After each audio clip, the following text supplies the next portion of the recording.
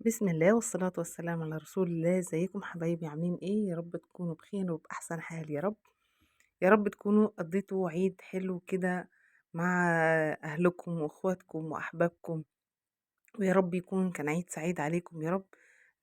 معلش سامحوني إن الفيديو هينزل لكم متأخر قوي كده، بس أنا كنت الفترة اللي فاتت الفيديوهات متصورة على الموبايل، بس مش عارفة أعمل لها المونتاج عشان تنزل لكم.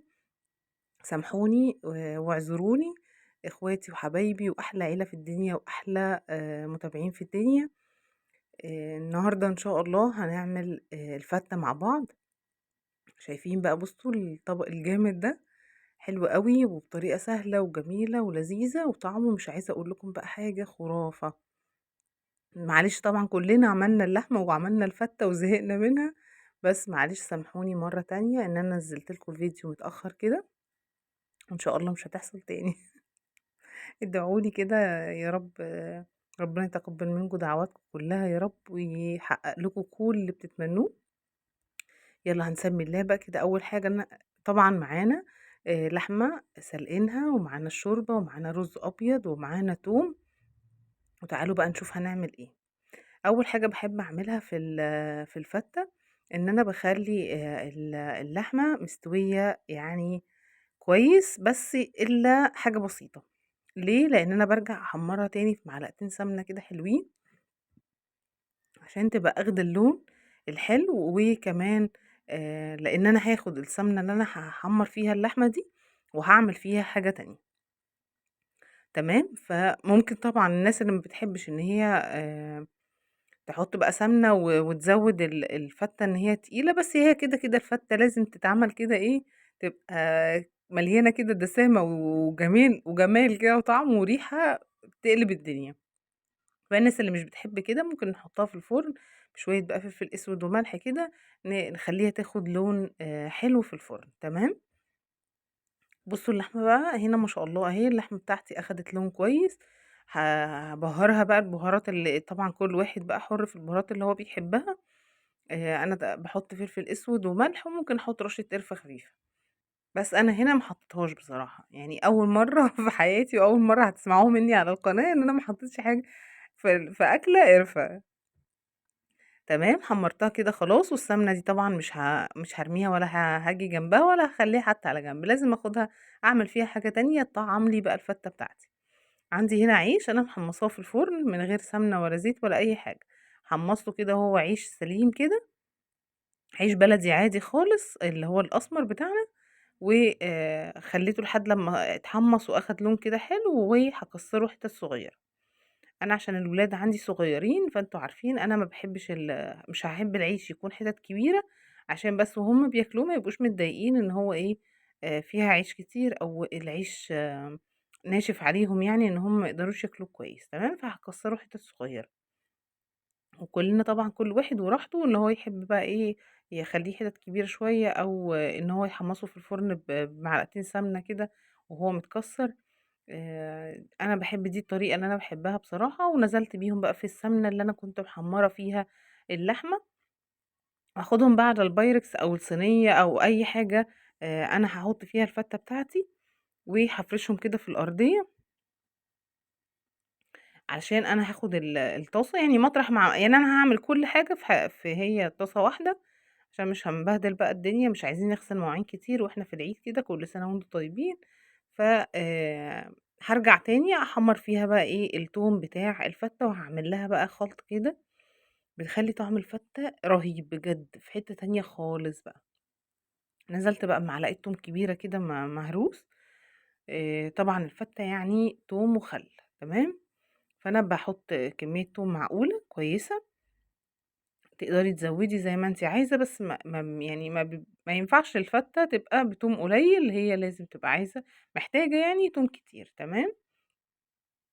ممكن نخلّي الموضوع وسط، نخلّيه إيه في المعقول يعني، لكن المهم إن هو ما يبقاش قليل، تمام. وهاحمّر بقى التوم بتاعي كده لحد لمّا ياخد لون كويس، طبعًا ما يغمقش عشان التوم لو غمق زيادة بيبقى طعمه ممرّر، يا دوب إيه ياخد لون حلو كده، وبعدين هانزل فيه بقى بطماطم. أنا دي طماطماية كبيرة مبشورة من غير القشر، يعني أنا أخدت القلب بتاعها بشرته من غير القشر، تمام. وهقلب بقى الكلام ده كله، و هاحط بقى ربع معلقة. أنا عاملة نص كيلو رز، تمام. الفتة بتاعتي البايركس ده أخد نص كيلو رز. نص كيلو الرز أنا حطيت عليه عشان المعيار، الناس اللي مش بتعرف تعاير قد ايه خل، وساعات أوقات منهم الفتة بتطلع خلها كتير وأوقات خلها قصير، الخلط صغير قصدي سوري. الخلطة يعني بتاعة الفتة. هقول لكم المعيار اللي أنا عملته طلعت الحمد لله مظبوطة جدا. النص كيلو رز أنا أخدت حطيت عليه تلت كوباية خل، يعني قسّمي كده الكوباية على 3، أنا حطيت تلت الكوباية، تمام. وباكمّل ب هاحط معاها تقريبًا نُص كوباية شوربة، أو ممكن تزوّدي شوربة زي ما أنتِ عايزة بقى. لو بتحبي الفتة بتاعتِك تبقى شاربة كده من الشوربة وطرية شوية، العيش يطرى شوية معاكِ، زوّدي شوربة. أنا ما بازوّدش الشوربة عشان أنا عندي جوزي بيحب الفتة تبقى العيش بتاعها محمّص، يعني ما يبقاش طري.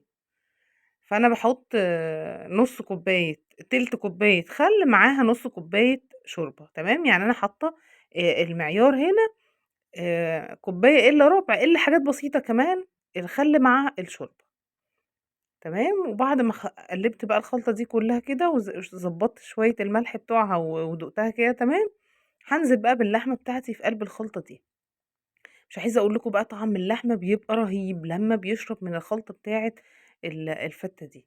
بتحسي بقى إن اللحمة كده بقت juicy كده وطرية، وكمان شاربة من التتبيلة، طعم التوم مع الطماطم مع التتبيلة دي كلها بتخلّي طعم اللحمة تحفة. وكمان أنا باخد من الخلطة دي معلقتين 3 كده باحطهم على العيش عشان يشرب برضه من التتبيلة بتاعتي، بس ما يبقاش لدرجة إن هو يبقى طري، يعني معلقتين 3 بس كده على كل كمية العيش اللي أنا حاطاها. وبعدين عندي الرز بتاعي بقى كده سخن ولسه معمول طازة كده، بُصّوا مفلفل بقى ما شاء الله. آآ هانزل بيه على العيش وهو لسه سخن كده وجميل، وبعدين هاوزّع بقى عليه اللحمة، و هانزل بالخلطة بتاعتي الحلوة الجميلة ديّة معلقة، معلقة كده لحد ما أوزّع الخلطة دي كلّها على البايركس أو على كمية الفتة كلّها، عشان تبقى كلّها متطعّمة التتبيلة بتاعة الخل والطماطم دي، وتبقى كلّها نفس الطعم وجميلة كده وما شاء الله حاجة تحفة. يعني مش عايزة أقول لكم جرّبوها، يعني ممكن من طريقة كلامي تعرفوا قد إيه هي كان طعمها حلو أوي. فإن شاء الله تجرّبوها كده وتعجبكم وتقولوا لي إيه رأيكم في الكومنتات. بس أهم حاجة طبعًا إن إحنا نوزّع الخلطة دي على الفتة كلّها، نخلّي كده إيه، الفتة كلّها تبقى مليانة متغرقة منها، ما نخلّيش حتّة ما نحطش فيها، تمام. أيوه بُصّوا أنا ما خلّيتش فتفوتة في الطاسة بتاعتي من غير ما أكون أخدتها. بألف هنا على قلوبكم كده يا رب كده، وهتشوفوا أحلى طبق فتة ممكن تعملوه في حياتكم.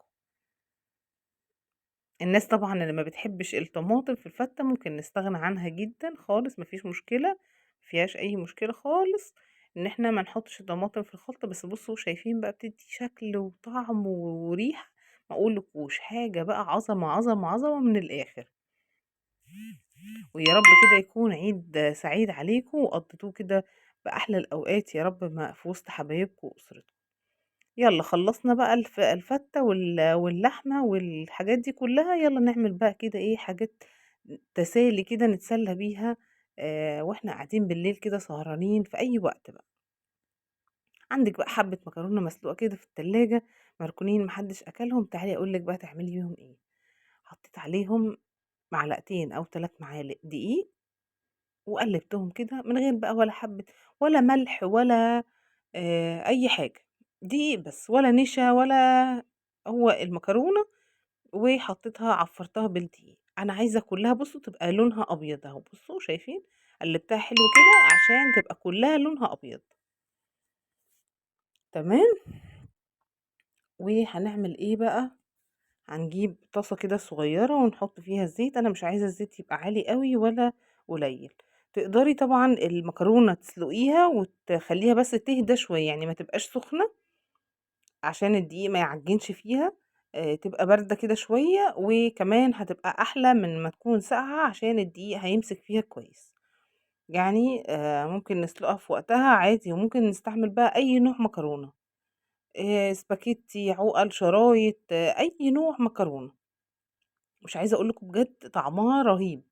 يعني أنا في حاجة عملتها كده اللي هي خلّت طعمها شبه الsnacks اللي الولاد بيجيبوهم من برّه، وطبعًا دلوقتي عارفين كلنا أسعار الحاجات دي برّه بقت عاملة إزاي، وعشان نجيب نوع كويس و نبقى يعني شوية واثقين فيه إن هو نوع كويس ومش هيضر الولاد أوي، ومش مليان بقى مواد حافظة وألوان وحاجات كده مش مُصرّح بيها يعني، تمنها قد إيه.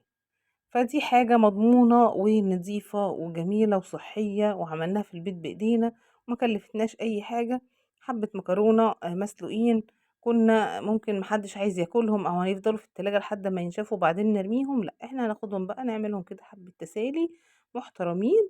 ومش عايزة أقول لكم بجد طعمها حلو قوي قوي قوي، وسهلة جدًا في دقيقة ممكن تعمليها وتقدّميها لولادِك كده مع شوية بقى، ما عندكيش فشار أو جنبهم حبّة ذرة فشار كده حلوين، وهنفضل نقلّب كده في الكلام دوّة لحد بُصّوا ما تاخد اللون الحلو ده، وبعدين هنطلّعها. أنا نزّلت كمان كمية تانية، يعني أنا كنت عاملة الكمية دي مرّتين، عملوا لي كمية حلوة أوي، ومش عايزة أقول لكم بجد طعمها خطير. الزيت ده طبعًا مش هنرميه، ممكن إن إحنا نستعمله مرّة و2 و3 كمان، ما بيجرالهوش أي حاجة. المكرونة مش بتغمّقه لدرجة إن هو يبقى ما ينفعش إن إحنا نستعمله تاني لأ، بيبقى زي ما شُفتوا كده لونه لمّا أنا طلّعت أول كمية، بيفضل لونه كده مرّتين 3 كمان. يعني مش هتكلّفنا كمان زيت ولا أي حاجة، ومش عايزة أقول لكم بقى الصوت الخرفشة بتاعتها والقرمشة، هتسمعوا القرمشة معايا دلوقتي كده. بُصّوا بقى ما شاء الله، ما شاء الله يعني، حطيناها على المناديل عشان ما تشربش زيت كتير. هنعمل إيه بقى، أنا عندي الباودر بتاع اللي هو لطعم الجبنة اللي باستعمله بصراحة، باحطه للولاد على الفشار، بيخلّي طعم الفشار حلو أوي، فأنا حطيت عليها منه.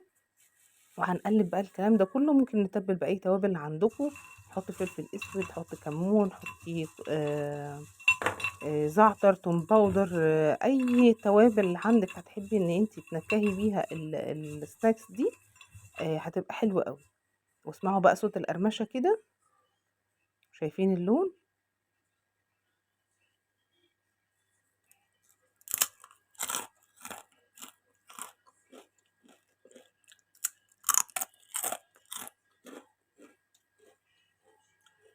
ما شاء الله بقى حاجة كده جامدة جدًا، جدًا، جدًا.